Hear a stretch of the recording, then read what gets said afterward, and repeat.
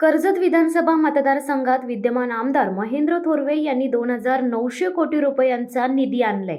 मात्र ती कामे दिसत नसल्याने शासनाने त्या सर्व कामांचे थर्ड पार्टी इन्स्पेक्शन करावे अशी मागणी अपक्ष उमेदवार सुधाकर घारे यांनी सरकारकडे केली. तर 2019च्या सार्वत्रिक निवडणुकीमध्ये महेंद्र थोरवे यांच्याकडून जाहीर केलेल्या जाहीरनाम्यामधील कोणतेही काम झाले नाही असा आरोप करीत व्हिडिओ लावून त्या सर्व विकास कामांची पोलखोल घारे यांनी केली आहे. सुधाकर घारे यांनी पत्रकार परिषद घेऊन कर्जत आणि खालापूर तालुक्यातील विकास कामांच्या प्रश्नांवर माहिती दिली आहे. विद्यमान आमदारांनी मतदारसंघात मोठी विकास कामे केली आहेत आणि त्यात अनेक मोठ्या कामांची नावे घेतली होती. याची पोलखोल करताना राज्याचे मुख्यमंत्री यांच्या समोर भाषण करताना आमदार थोरवे यांनी 800 कोटींचा निधी आणला. त्यानंतर मागील काही दिवस आधी जिल्हा प्रमुख संतोष भोईर यांनी 2,000 कोटींचा उल्लेख केला.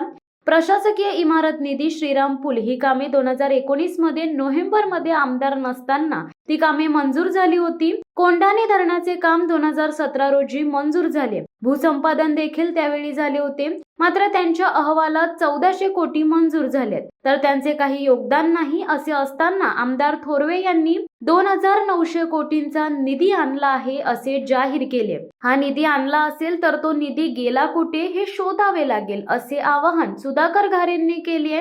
त्यांनी आणलेला तो निधी त्यांच्या घरी गेला की त्यांच्या घराच्या सुशोभीकरणासाठी गेला हे देखील शोधावे लागणार असा निर्धार सुधाकर घारे यांनी व्यक्त केला. 2019 मध्ये दिलेल्या जाहीरनाम्यामध्ये जाहीर केलेली कामे कुठेही झाली नाहीत असा आरोप सुधाकर घारे यांनी केलाय.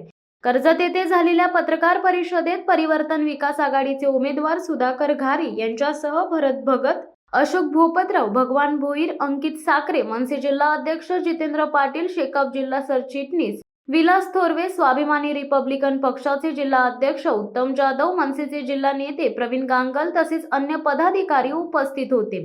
शिवसत्ता टाइम्ससाठी आनंद पवार, रसायनी. दे धडक बेधडक वृत्त देणाऱ्या आपल्या शिवसत्ता टाइम्स न्यूज चॅनलला लाल बटन दाबून सबस्क्राईब करा आणि बेल आयकॉनला क्लिक करायला विसरू नका.